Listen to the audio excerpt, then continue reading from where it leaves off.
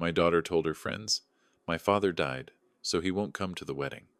But I came. When I walked into the hall, the guests turned pale as if they had seen a ghost, and my daughter, seething with anger, threw a tomato at me.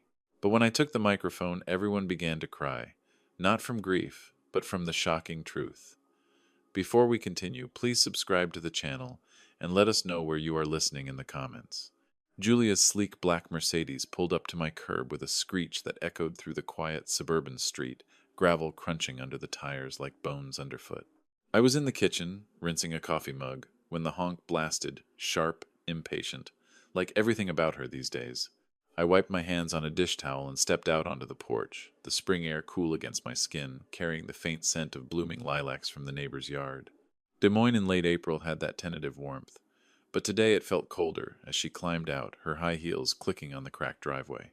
"Dad," she said, not even bothering with a hello. Her voice clipped as she adjusted her designer sunglasses. She looked every bit the successful marketer, tailored blazer, pearls at her throat, hair pulled into a severe bun that screamed control. I forced a smile, gesturing her inside. "Julia, what a surprise. Come in." "I just brewed some coffee." She followed me into the kitchen, her eyes scanning the cluttered counters, the faded family photos pinned to the fridge with magnets from vacations long past. One showed her as a little girl, grinning toothlessly beside her mother and me at the state fair. She didn't glance at it. Instead, she set her purse down with a thud and crossed her arms. "Look, Dad, I don't have much time. The wedding's in a month, and, well, I need to talk to you about it." I poured her a cup, sliding it across the table. "Sure, honey. What's on your mind? Need help with anything?" My voice stayed even, patient as always. That's how I'd been since losing Ellen 10 years ago, steady for Julia's sake. I'd worked double shifts at the engineering firm to pay for her college, skipped vacations to save for her future, but she just stared at the coffee like it offended her. "No, Dad, actually I don't want you there." The words hit like a slap, blunt and unyielding. I froze, mug halfway to my lips. "What do you mean?" She sighed, as if explaining to a child. "Come on, be realistic. My fiancé, his family is elite, business owners, influencers. The venue's this upscale club downtown. Crystal chandeliers, waitstaff, and tuxedos. You'd stick out like a sore thumb in your old suit. It's embarrassing." Her tone sharpened, eyes narrowing. "You look like you've been living under a bridge half the time. No offense, but I can't have that at my wedding." The kitchen seemed to shrink, the air thick with her perfume, something expensive and floral, that clashed with the simple smell of my instant coffee. I set the mug down carefully, my knuckles whitening on the edge of the table. "Embarrassing? Julia, I'm your father. I raised you after Mom died. Remember how I used part of the insurance money for your tuition at that fancy marketing school? Skipped meals so you could have those dance lessons?" She rolled her eyes, waving a manicured hand. "Oh, please, not the sob story again. That was ages ago. This is my life now, my big day. I deserve it perfect, without you dragging it down." She pulled the wedding invitation from her purse, a thick cream card embossed with gold, and tossed it onto the table like trash. It skidded toward me, one corner crumpling. Anger bubbled up, hot and unfamiliar. I'd always been the patient one, the fixer. But this, dragging it down, is that what I am to you now? A liability? Because I don't drive a Mercedes or hobnob with the rich folks? My voice rose, echoing off the linoleum. I stood, chair scraping back. Julia stepped closer, her face flushing. "Yes, exactly. You're a relic, Dad. Stay home, watch TV, whatever. Just don't ruin this for me." She grabbed her purse, but I blocked the doorway, not aggressively, just enough to make her pause. "You think you can erase me like that? After everything?" A memory flashed, her at 16 sobbing over a broken heart, me holding her through the night. But she shoved past, her shoulder brushing mine, roughly. "Get out of my way!" She yanked the door open, the screen banging against the frame. Outside, she spun back, eyes blazing. "And don't even think about showing up. If you do, I will have security drag you out." The engine roared to life as she slammed the car door, tires squealing as she sped off, leaving a cloud of dust that settled slowly on my porch. I stood there, staring at the empty street, the invitation still on the table, like a taunt. My fists clenched, resolve hardening like steel in a forge. This wasn't over, not by a long shot. The silence in the house pressed in after she left, heavy as the fading rumble of her car. I lingered in the doorway for a moment, the cool evening breeze slipping through the screen, carrying the distant hum of traffic from the highway. My heart pounded, not just from anger, but from a clarity I hadn't felt in years. Slowly I turned back to the kitchen, my footsteps soft on the worn floor. The invitation lay there, mocking me with its elegance. I picked it up, fingers tracing the gold lettering. May 30th, the Grand Hall downtown. A far cry from my modest living room, with its sagging couch and shelves lined with dusty engineering books. I sank onto the couch, the springs creaking under my weight, and reached for the framed photo on the end table. It was one of the last with Ellen, Julia between us, maybe 8 years old, all pigtails and laughter at a picnic in the park. The edges were faded from years of handling, but the smiles were sharp in my mind. I set it in my lap, staring at her young face. "What happened to you, kid?" I muttered to the empty room, my voice low and rough. Memories flooded in, unbidden but insistent. After Ellen's cancer took her, I'd promised Julia everything. "We'll make it, sweetie," I'd said that night in the hospital waiting room, her small hand in mine as machines beeped their farewell. I sold our bigger house downtown to afford the treatments, moved us here to the suburbs where rent was cheaper, worked overtime at the firm designing bridges while my own life crumbled. And when Julia dreamed of college, I dipped into savings. $50,000 earmarked for her future, including that wedding fund I'd set aside. "For your special day," I told her on her graduation, handing over the first check. She'd hug me then, tears in her eyes. "Thanks, Dad, you're the best." But now that hug felt like a ghost. I leaned back, the photo cool against my palms. Another flash, her 18th birthday. Me surprising her with a used car I'd fixed up myself. She'd squealed, jumped in, and driven off with friends, waving. I'd waved back, proud. Yet here I was, labeled an embarrassment because I didn't fit her new world of luxury and status. The anger simmered, but it shifted into something colder, more calculated. Justice, not just rage. She wanted to hide me? Fine. But I'd show up uninvited and make sure everyone saw the truth. I stood pacing the dim room as the sun dipped lower, casting long shadows across the carpet. From the drawer in the coffee table I pulled out a notebook, old habit from engineering days, jotting schematics. Now it would hold a plan. I sat again, pen scratching paper. "Attend wedding," I wrote first, underlining it. Then, gather proof. Old letters, photos, hints of her greed, her dismissals over the years. Calls ignored, visits skipped, and that promise of the 50 grand. She'd hinted at it lately, as if entitled, "No more." A doubt crept in, brief as a shadow. Was I being too harsh? She was my only child, the last piece of Ellen. But no, the betrayal stung too deep. I clenched the pen harder, the ink flowing steadier. "Speak at reception," I added, imagining the microphone in my hand. Faces turning, not to destroy her, but to reveal. Let her fiancé, zealot crowd see the real Julia. The clock ticked toward evening, the house growing quieter. I folded the notebook, tucking it away, and headed to the bedroom, flicking off lights one by one. As I lay down, staring at the ceiling cracks that mapped out like forgotten roads, my mind raced ahead. Tomorrow, I'd start preparing. This wedding would be unforgettable, for all the wrong reasons she imagined. The alarm buzzed at dawn, pulling me from a restless sleep, where dreams of Ellen and Julia mingled like old photographs in a drawer. I slapped it off, the room still dim with pre-sunrise gray filtering through the curtains. My mind clung to last night's resolve, that notebook tucked under my pillow like a talisman. I swung my legs over the bed's edge, feet hitting the cool hardwood, and shuffled downstairs to the kitchen. The house felt emptier than usual, the silence broken only by the drip of the faucet I'd meant to fix. I started the coffee maker, the gurgle and hiss grounding me as steam rose, carrying that familiar bitter aroma. While it brewed, I pulled my old laptop from the desk in the corner, a clunky thing from my engineering days, screen smudged with fingerprints. I hadn't slept well, thoughts of Julia's words looping like a bad recording. "Embarrassing," she'd said. "Well, let's see what she's planning without me." I powered it up, the fan whirring like an accusation, and logged into Instagram. Julia's profile popped up first. I'd followed her years ago, though she rarely posted anything personal anymore, just polished glimpses of her life. I scrolled slowly, mug in hand, the hot ceramic warming my palms. Her feed was a parade of perfection. Brunch shots with her fiancé, Alex at trendy spots downtown, outfit posts in front of mirrored elevators, cryptic teasers about the big day. There, one from a week ago, a close-up of a gold-embossed invitation cropped just enough to hide details captioned, "Counting down to forever. Butler Wedding 2025." My stomach twisted. No mention of family, just hashtags and emojis. I clicked through stories, highlights, archived bubbles of excitement. A video clip. Her touring a venue, laughing with a planner.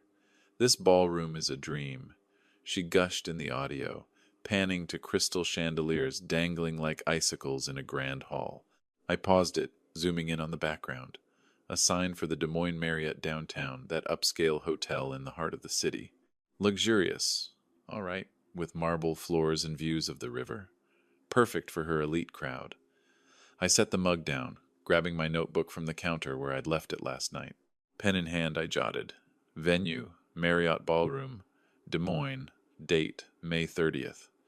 The ink flowed steadily, each letter a small act of defiance. Another post caught my eye. A group shot with bridesmaids, all in matching robes, toasting champagne. Julia in the center, beaming, but her eyes looked calculated like she was curating a brand. "Family and friends making magic," the caption read. Family, I snorted softly. Where was I in that magic? A quick flashback hit, years back after Ellen's funeral, me handing Julia a check for her first apartment deposit. "This is from Mom's insurance," I'd said. "She'd want you set up right." Julia had hugged me tight then. Now this exclusion felt like a slap. I cross-referenced on Facebook, her profile linked there too. More details emerged. A pinned event page, semi-private but visible to me. Guest list hints. RSVPs from Alex's business pals. No invite for Dad, of course. My fingers tightened on the mouse, clicking faster. A photo of the menu mock-up. Caviar starters. Filet mignon. All on that 50 grand I'd promised? The thought fueled me. "She's building a fairy tale on lies," I muttered to the empty kitchen, voice low but edged. I noted the time, cocktail hour at 5 p.m., reception following. Enough to slip in unnoticed? The idea sparked, but I pushed it down, focusing on facts. One more scroll. A story from her fiancé, tagging the hotel's account. Confirmed Marriott. The 30th of May 2025. Spring blooms outside their windows in the pics, matching Des Moines' late bloom this year. The sun crested now, slanting golden light across the desk, illuminating dust motes, dancing like forgotten confetti. I leaned back, notebook filled with scribbles. Addresses, times, even a rough guest estimate from likes. This wasn't just attending, it was arming myself. But how far? A whisper of hesitation. Ellen would want forgiveness. No, I shook it off. Justice first. I closed the laptop with a firm snap. The screen's glow fading, but that spark in my eyes? It lingered, pulling me toward the day ahead. That morning's discoveries simmered through the week like coffee left unworn. Bitter, but keeping me alert. The days stretched in a rhythm of distraction, each one a way to temper the anger without letting it boil over. After shutting the laptop, I'd stepped out for my usual loop around Grays Lake Park, the path winding past benches where families picnicked, their chatter a stark reminder of what I'd lost. I walked briskly, gravel crunching, replaying those Instagram images in my head, the plan fragments piecing together like one of my old blueprints. Back home, I busied myself with repairs, tightening that faucet. Finally, water splashing as I tested it, painting the porch rails white, the scent of fresh coat cutting the spring pollen in the air. I avoided the supermarket crowds, opting for quick drives to the hardware store, nodding at clerks without small talk, evenings blurred into TV static and half-read books. My mind always circling back to May 30th. By early May, the lilacs had fully bloomed, their purple clusters nodding in the breeze as I hammered a loose board on the porch steps. The physical work helped, each nail driven in with a sharp thud, channeling the hurt into something solid. A memory surfaced mid-swing. Ellen and Margaret laughing over tea in this very yard, planning Julia's baby shower decades ago. Margaret had been a rock after the loss, checking in monthly. But I hadn't heard from her in weeks. Maybe Julia's influence. Then, On that Friday afternoon, as I wiped sweat from my brow and stepped inside for water, the phone rang, its old rotary trill piercing the quiet house like an alarm. I glanced at the caller ID. Margaret. Odd timing. I picked up, cord stretching, as I leaned against the counter. Hello? Margaret? Larry? Oh, heavens. Is that really you? Her voice trembled, laced with disbelief, in a hitch that sounded like she'd been crying. I froze, glass halfway to my lips. Yeah, it's me. What's wrong? You sound shaken. There was a pause, her breath shaky over the line. I thought you were gone. Dead. My daughter told me, said she heard it from Julia directly. Some accident, they said. I've been mourning, Larry. Sent flowers to your address, but no response. Why would she say that? The glass slipped from my hand, shattering on the tile with a crash that echoed my shock. Water splashed my shoes. Dead? Julia told that lie. My words came out clipped, fury rising like bile. A quick flash. Julia, as a teen. Margaret baking cookies with Ellen while I fixed their car. Old bonds now twisted. Margaret sighed, her tone softening with concern. Yes, hun, Julia called her last week. All casual-like. Dad passed suddenly. Keep it quiet. My girl believed it. Why wouldn't she? But I had to call, just in case. Are you all right? What on earth's going on? I gripped the counter, knuckles white, shards crunching underfoot as I shifted. I'm fine, Margaret. More than fine, Julia. She's ashamed of me. Didn't want me at her wedding, so she erased me. But this? Faking my death? My voice cracked slightly, then steadied. Please don't tell anyone I'm alive. Not yet. Let her web tangle a bit. She hesitated, then whispered. All right, if that's what you need. But be careful, Larry, this isn't like her. Or is it? Ellen would be heartbroken. Call if you need me. Her words hung warm with old friendship. Thanks, I will. I hung up. The click final. The kitchen spun for a moment, silence returning thicker now. Dead. She declared me dead to avoid the embarrassment. I paced the room, footsteps heavy. Anger crystallizing into something sharper, a vow. She thought she could bury me. I'd rise at that wedding, truth in tow. But how to make it sting? Ideas flooded. The microphone, the guest's eyes. I stopped at the window, staring out at the park's green blur, my breath fogging the glass. I slammed the drawer shut after rummaging for my old address book, the wood rattling in the quiet kitchen where Margaret's words still echoed like a bad dream. Dead. Julia had painted me as gone, buried under her ambition. No more simmering. It was time to act.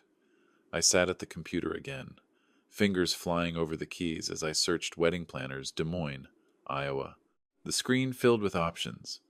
Flashy websites promising dream days. Portfolios of smiling couples under chandeliers. One caught my eye. Elegant Affairs, a downtown firm with rave reviews for elite events at places like the Marriott. Their site boasted handling high society nuptials with discretion. Discretion. If they knew the full story. I picked up the phone, dialing the first number listed. It rang twice before a perky voice answered. Elegant Affairs. How can I help make your day magical? Hello, I said, keeping my tone even, though my grip tightened on the receiver. I'm inquiring about a wedding you're planning for May 30th at the Marriott. Julia Butler and Alex Hargrove. A pause. Sir, we don't discuss client details over the phone. Can I take a message? I pressed. It's urgent. Family matter. Could I speak to the manager? She transferred me after a hesitant one moment. The whole music tinkled like wedding bells, mocking. Then a brisk woman's voice. This is Carla, lead planner. How can I assist? I dove in, voice steady. Carla, my name's Larry Butler, Julia's father. I need to meet in person. It's about her contract. No details yet. Hook them in. She sighed audibly. We have a packed schedule, but... Fine, come by at 2 p.m. today. 500 Locust Street, Suite 300. See you then. I hung up, heart pounding. A quick glance at the clock. Noon. Time to move. I grabbed my keys, notebook tucked in my jacket, and headed out. The drive downtown took 20 minutes. Traffic light on the interstate. Spring sun glinting off the Des Moines skyline. Billboards zipped by. Insurance ads. smiling families that twisted the knife. Parking in a garage nearby, I walked the bustling street. Suits hurrying past coffee shops, the air humming with city energy. The office building loomed. Glass facade reflecting clouds. I rode the elevator up, stomach nodding. Suite 300. Elegant affairs. Gold lettering on frosted glass. I pushed in, greeted by soft lighting and walls lined with framed wedding photos. Gowns flowing like rivers. Cakes towering. Carla emerged from a back room, mid-40s. Sharp bob haircut. Clipboard in hand. "Mr. Butler, follow me." She led to a conference room, sterile, with a long table scattered with fabric swatches and portfolios. We sat, her arms crossing expectantly. I leaned forward, pulling out the invitation Julia had tossed. "Carla, Julia's my daughter. She told me not to come to her wedding, said I'd embarrass her. Then I learned she's spread that I'm dead, to friends, family, all to avoid me at her perfect day." Her eyes widened briefly, sympathy flickering before professionalism snapped back. "That's unfortunate. But how does this involve us?" "Drop her contract," I urged, voice rising slightly. "She's building this on lies. I funded half her life. College. That 50 grand for the wedding after my wife died. A flash. Julia at Ellen's grave. Me promising. We'll honor Mom with your dreams. Now this." Carla shook her head, lips pursing. "Mr. Butler, I'm sorry for your pain, truly. But contracts are binding. We've invested time, vendors booked. Ethics aside, it's business. We can't cancel without cause, and family disputes aren't it." I stood, chair scraping. "So you'll enable her deceit? It's not our place to judge." Her tone softened. "Talk to her. Or a lawyer. But we proceed." Defeated but not broken, I nodded curtly and left. The door clicking shut behind me. Back in the car, engine humming as I merged into traffic. Frustration boiled. That refusal stung, but it sharpened my edge. Sabotage the planners? No. Something subtler. As a billboard for a bank flashed by. "Secure your future?" An idea flickered. That money, my ace. I gripped the wheel tighter. The suburbs approaching. Pulling into my driveway, the house looked smaller, more isolated under the afternoon sun. I tossed my keys onto the kitchen table with a clatter, the sound echoing my unresolved ire from the drive. Carla's words looped. "Business over family. Fine. I'd play that game too." I sank into the study chair, the old desk lamp clicking on with a soft hum, casting a warm glow over the cluttered surface. The computer booted up slowly, fan whirring like my racing thoughts. Facebook this time, deeper dive into Julia's facade. I logged in, notifications pinging, old friends' likes. Nothing from her. Her profile loaded, polished as ever. I scrolled past engagement photos, the ones that airbrushed out any hint of roots. Then there it was, a post from 2 days ago. A photo of a flickering candle against a dark background, flame dancing like a lie. Caption: "Rest in peace, Dad. Gone too soon, but your memory lives on." Hundreds of likes. Comments flooding in like sympathy cards at a fake funeral. My breath caught. I clicked expand, eyes scanning. "Oh, Julia, so sorry." How did it happen? From a cousin. Thoughts and prayers. From Alex's sister. Questions piled. "Will you postpone the wedding?" Must be devastating so close to the date. Her reply pinned at the top. "Thanks, everyone. It hurts. But Dad would want us to celebrate life." The wedding's on, bigger and louder than ever. He'll be watching from above. Emojis masking the chill, I muttered. "Watching from above? You wish." Fury surged, hot and precise, bigger and louder. On my dime. A memory crashed in. Ellen's funeral. Rain pattering on the casket as I pulled Julia aside. "That insurance money? Half for your future. College. Wedding. 50,000 when the time comes." She nodded, eyes wet. "Love you, Dad." Now this candle mocked it all. I zoomed in on the photo, the wax dripping like false tears. Comments kept coming. "Strong woman? Can't wait for the pics." Each one a brick in her wall of deception. My mouse hovered over the reply button, tempting to shatter it now. But no. Timing was key. That money. She expected it wired soon, no doubt. Withhold it? Or use it as bait? I leaned back, screen's blue light etching shadows on my face. This wasn't just hurt, it was ammunition. Staring at her smiling profile pic, the plan began to solidify. Confront her world, but on my terms. The cursor blinked, waiting. Those images from Julia's Facebook post lingered over the next few days, flickering in my mind like that fake candle flame as I went about my routines. Mowing the lawn under the mid-May sun, the grass clippings sticking to my shoes, or tinkering with an old radio in the garage, static crackling like unresolved tension. The anger had cooled into a steady burn, one that fueled quiet preparations rather than explosions. I'd even started a folder on my desk, clippings of her posts, notes on the venue, a rough timeline leading to May 30th. It felt like engineering a bridge again. Careful calculations to bear the weight of truth. I was midway through fixing a sandwich in the kitchen that Thursday afternoon, the bread knife slicing tomatoes with rhythmic thuds, when the phone rang. Its insistent trill cut through the quiet house, pulling me from my thoughts.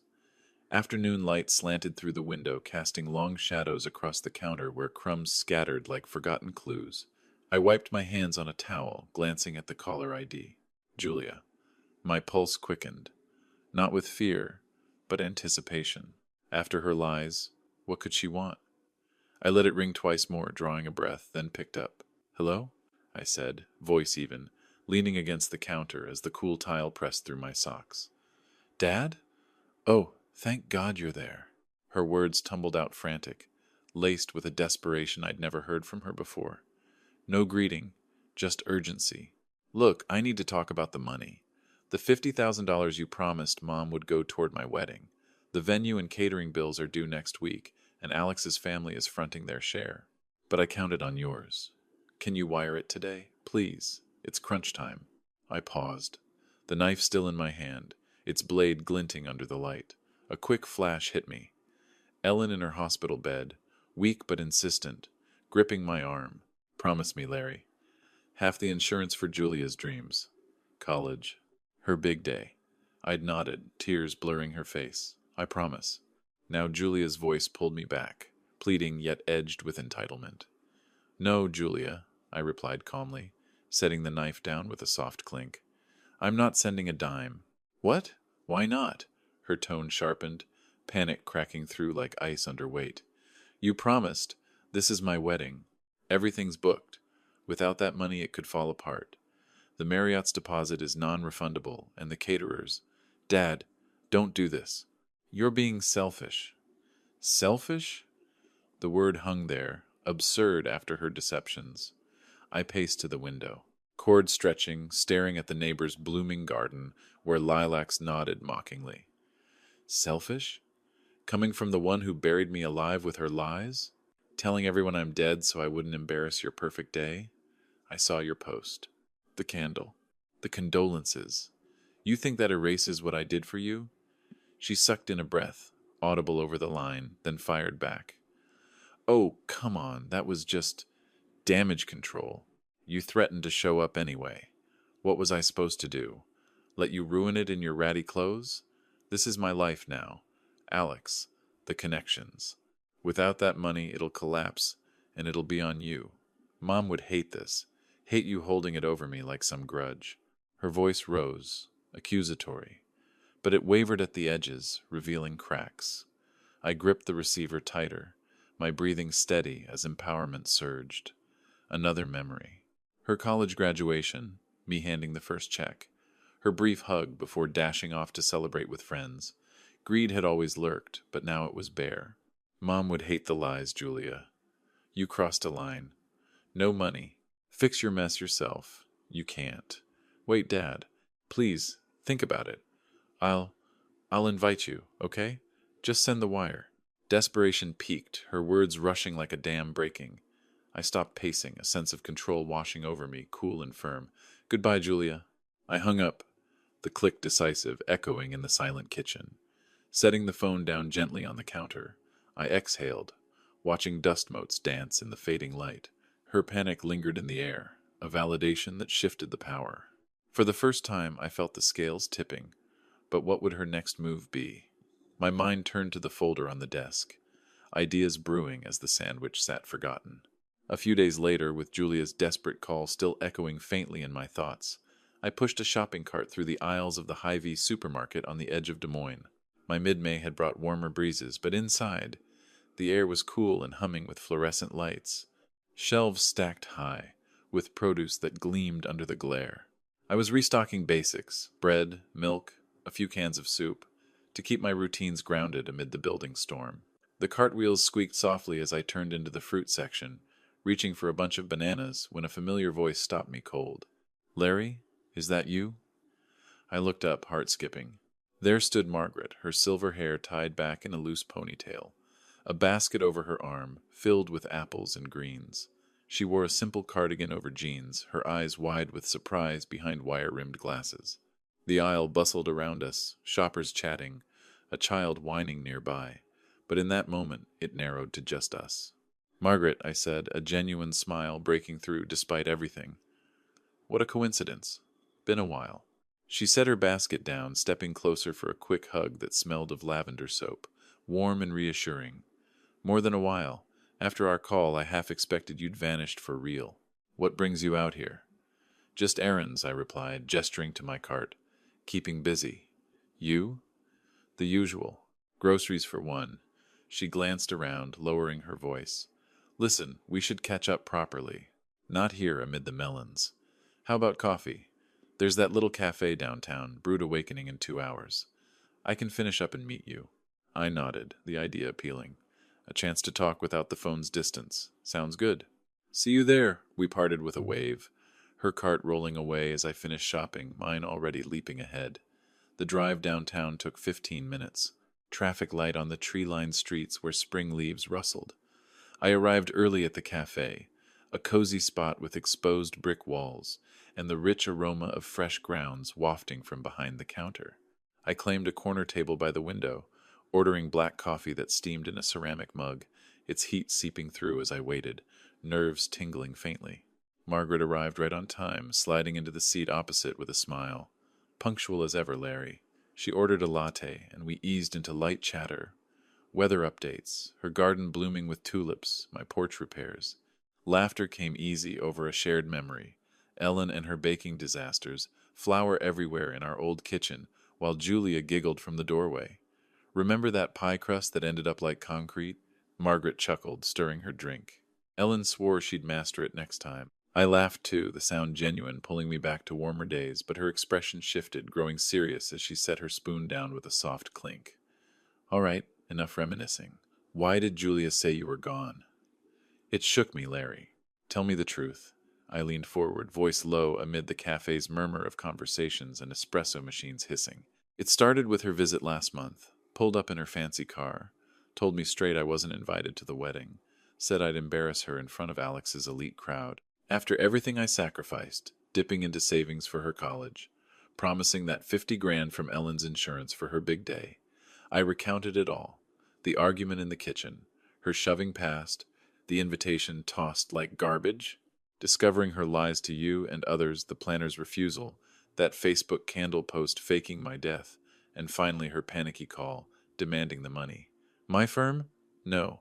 Each detail unfolded through measured words, her eyes widening with empathy, hand occasionally touching mine in silent support. Margaret listened, face clouding with concern, then outrage. "She faked your death? That's not just cruel, it's unhinged. Ellen would be devastated. Denying her the funds is a start, but it's not enough, Larry. Her true colors need to be shown publicly. At the wedding, perhaps? Let everyone see the real Julia, the one who discards family for status." I nodded slowly, the idea resonating, stirring that empowered spark. "You're right, I've been planning something similar.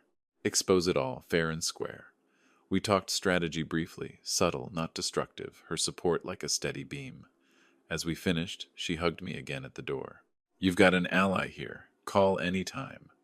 Driving home, the sun low and painting the suburbs golden, I gripped the wheel, alliance with Margaret fueling the plan like fresh blueprints. Ideas brewed stronger now, but Julia's desperation hinted at more confrontations ahead, the engine's hum carrying me toward whatever intrusion waited next. As the sun dipped lower, casting elongated shadows across the dashboard, My thoughts lingered on Margaret's words during the drive home, her outrage mirroring my own, solidifying the path ahead. The alliance felt like a quiet anchor in the storm Julia had brewed, ideas of exposure sharpening with each mile. The suburbs unfolded familiarly, tree-lined streets giving way to my quiet neighborhood where lawns were neatly trimmed and evening dog walkers nodded in passing. I turned onto my street, the engine's hum fading as I approached the driveway, gravel crunching under tires like a warning. There, parked crookedly in front of my garage, sat Julia's black Mercedes gleaming under the late afternoon light like an unwelcome intruder. My grip tightened on the wheel, satisfaction from the cafe evaporating into a jolt of weariness. What now? I pulled in beside it, killing the ignition, the sudden silence amplifying the tick of the cooling motor. Before I could unbuckle, she burst from her car, door slamming with a metallic thud that echoed down the street. Her face was flushed, makeup slightly smudged, as if she'd been crying or raging on the drive over. "Dad, finally! I've been waiting here for an hour!" she yelled, striding toward me as I stepped out, her heels grinding into the gravel. "You hang up on me like that? After everything?" "The bills are piling up. The caterers called today threatening to pull out if we don't pay the balance. Alex's family is furious. They think I'm unreliable now. Give me the money, Dad. You owe me this." I closed the car door softly, keys jingling in my hand, her words battering like wind against a steady bridge. A brief flash, Julia at 10, demanding a new bike after breaking hers, tears turning to tantrums until Ellen caved, patterns always. I said nothing, just gestured toward the house, turning to unlock the front door. She followed, her voice pitching higher, frantic edges cracking through. "Please, Dad, I'm begging you. Without that 50 grand, the whole thing crumbles. Do you want that? To ruin my life because of some grudge?" Mom promised it. "It's mine by right." She grabbed my arm lightly as we stepped inside, the screen door creaking behind us, the familiar scent of wood polish clashing with her expensive perfume. The living room felt smaller with her energy filling it, photos on the walls staring like silent witnesses. I pulled away gently, moving to the desk in the corner where my folder lay, hidden under papers. Her pleas continued, a barrage of accusations and entreaties. "You're heartless. All those years I put up with your boring life, and now you sabotage my happiness. Alex might call it off. His parents are whispering already. Just wire it or hand it over. I drove all this way. Silence was my shield, each word from her fueling my resolve. I reached into the drawer, fingers brushing the envelope I'd prepared earlier that week, a thick one, sealed, with her name scrawled on it. It felt heavy in my hand, promising yet deceptive. I turned, holding it out without a word.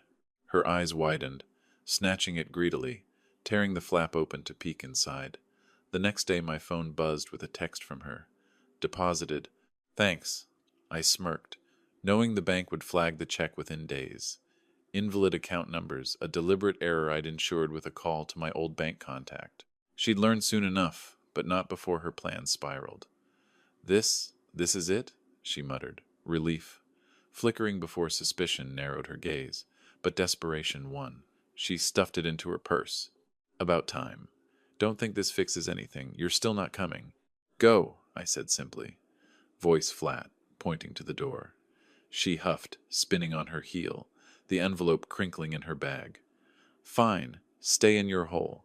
The door banged shut behind her, engine roaring to life outside, tires spitting gravel as she sped away. I stood at the window, curtains parted slightly, watching her taillights fade into the dusk. Quiet satisfaction bloomed, cool and calculated, like the first draft of a flawless blueprint. But satisfaction carried questions. What would she do when the truth hit? The house settled around me, shadows lengthening as the weeks ahead promised their own revelations. The following weeks passed in deliberate quiet, a measured build-up where I avoided Julia's frantic texts. 10 missed calls one day, voicemails alternating between pleas and threats. But I let them ring, focusing instead on routines that grounded me. Mornings at Grays Lake Park, walks turning contemplative as I refined the plan in my notebook. Guest reactions, timing for entry, words that would cut clean without cruelty. Afternoons in the garage, polishing that old suit from Ellen's funeral, musty at first but ironed crisp, a symbol of roots she couldn't erase. Evenings with Margaret over phone calls, her encouragement like steady reinforcement. Make it count, Larry, for Ellen. No more intrusions. Julia went silent after cashing what she thought was the check, her social posts ramping up with wedding hype, oblivious to the forgery I'd slipped in, a bounced promise, just like hers. By May 30th, the day arrived crisp and clear, late spring sun warming Des Moines as I stood before the mirror in my bedroom, adjusting the tie that felt like armor. The suit hung a bit loose from skipped meals, but it fit the man I'd become, resolute, not vengeful. A memory surfaced. Our family at the state fair, Julia on my shoulders waving a cotton candy wand, laughter pure before ambition soured it. I shook it off, grabbing the folder of proofs, photos, letters, that fake check receipt, and headed out. The drive downtown was radio silent, traffic thickening near the Marriott, where valets in crisp uniforms directed luxury cars to the lot. I parked a block away, heart steady, slipping the folder into my inner pocket like a hidden schematic. Approaching the grand entrance, marble steps gleaming under chandeliers visible through glass doors, I blended with arriving guests, tuxedos and gowns flowing like a river of status. But at the door, security loomed. Two burly men in black suits, checking invitations against a tablet. "Invitation, sir?" one asked, eyeing my outdated attire with a raised brow. I patted my pockets faintly. "Must have left it in the car. I'm the bride's father, Larry Butler," the other snorted softly. "Nice try. We've got orders about potential crashers. Move along." Denied. My pulse quickened, but I nodded calmly, stepping aside as a caterer's van pulled up nearby. Workers unloading trays through a side service door. Opportunity. I circled casually, waiting for a distraction, a spilled crate drawing their eyes, then slipped behind a rolling cart, ducking into the kitchen amid clanging pots and steam. Heart pounding now, I weaved through, emerging into a hallway that led to the ballroom.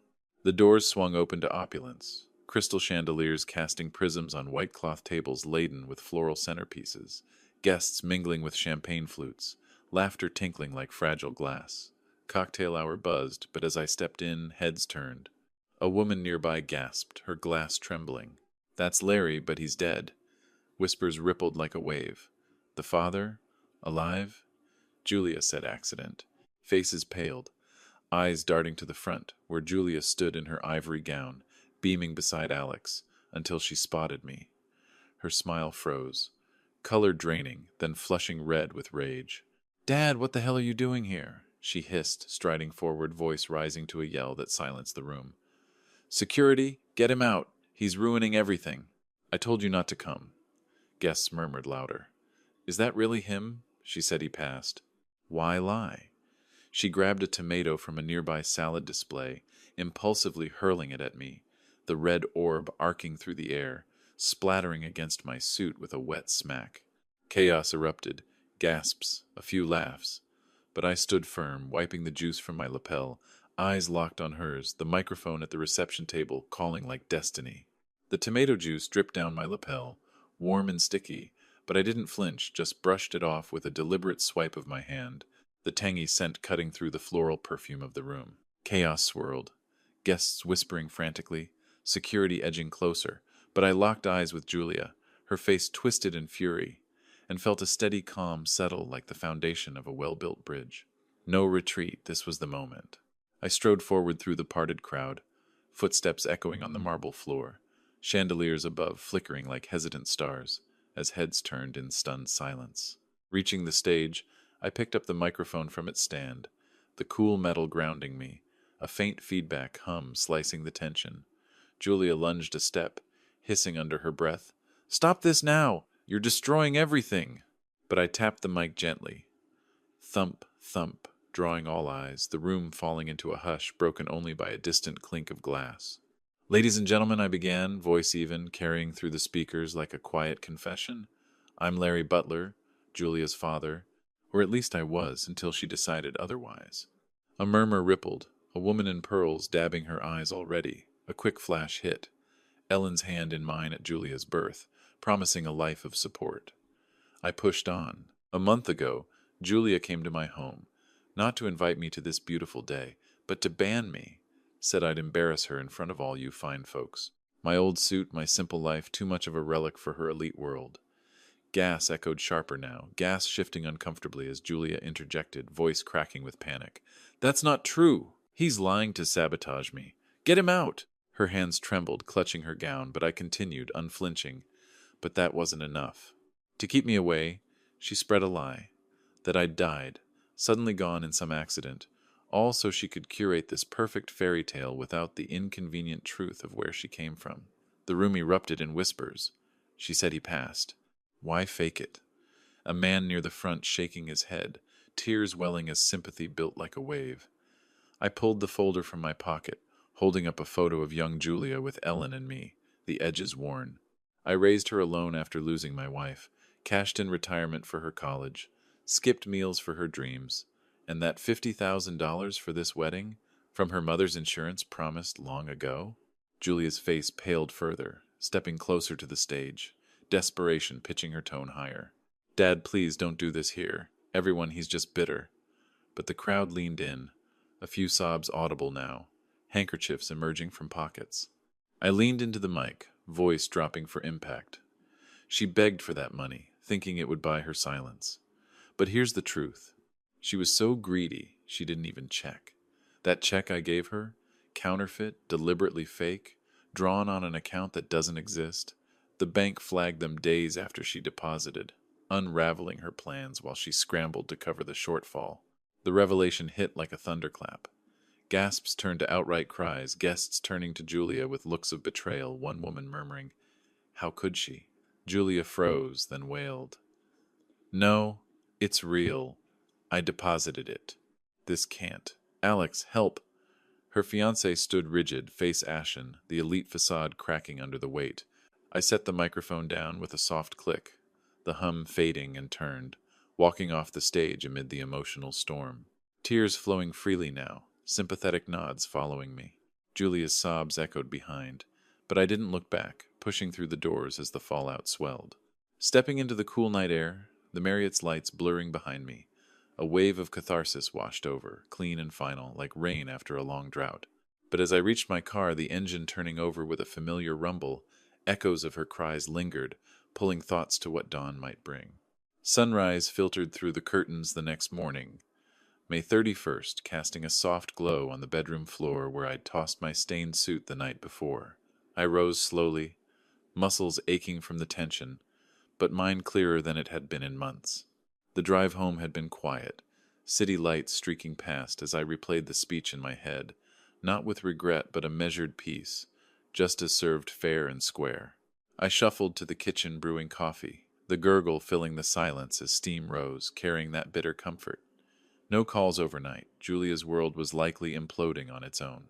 After a simple breakfast, toast crunching under my knife, I sat at the desk in the living room, the old laptop whirring to life, screen illuminating dust motes like tiny witnesses. Curiosity tugged. What ripples had I caused? I typed Des Moines wedding scandal into the search bar, fingers hesitant but firm. Headlines popped up immediately. Local news sites buzzing with the story. Viral in the small pond of Iowa gossip. One from the Des Moines Register caught my eye. Father's dramatic return from the dead upends high society wedding. I clicked, scrolling through the article, words leaping out like accusations turned truths. Eyewitnesses report Larry Butler, presumed deceased by the bride herself, crashed the reception at the Marriott downtown, revealing a web of lies, including a fake death and counterfeit funds meant for the lavish event. A journalist guest had captured it all, video snippets embedded, my voice steady over the mic, guest faces shifting from shock to tears. Comments flooded below, heartbreaking. That poor man gave everything. Julia's exposed serves her right for the deceit. Satisfaction bloomed, warm in my chest, like the first light confirming the blueprint's success. Finally, she'd felt the sting of dismissal, treated as disposable, just as she'd done to me. But as I read on, details of the fallout stirred something quieter. Julia fleeing the venue in tears, Alex's family distancing themselves, payments bouncing as vendors clamored. A flash hit, her as a child, clinging to me after a nightmare, whispering, "I love you, Daddy." Sorrow tugged, bittersweet, the last tie to Ellen fraying forever. Was justice worth the void? I leaned back, sighing softly, the screen's glow reflecting in my eyes. Another site echoed it, viral video. Dad's poignant speech shatters bride's facade. with quotes from attendees. He spoke with such dignity. I was in tears. Empowerment lingered, but so did the ache. A family lost, bridges burned by her greed. I closed the laptop with a click, the room falling silent again, and reached for the faded photo on the desk. Us three at the picnic, smiles frozen in time, gazing at it, resolve settled, like dusk. Bittersweet, final, with questions of tomorrow whispering in the quiet. If you like this story, please like this video, subscribe to the channel, and share your impressions of this story in the comments. To listen to the next story, click on the box on the left. Thank you for watching.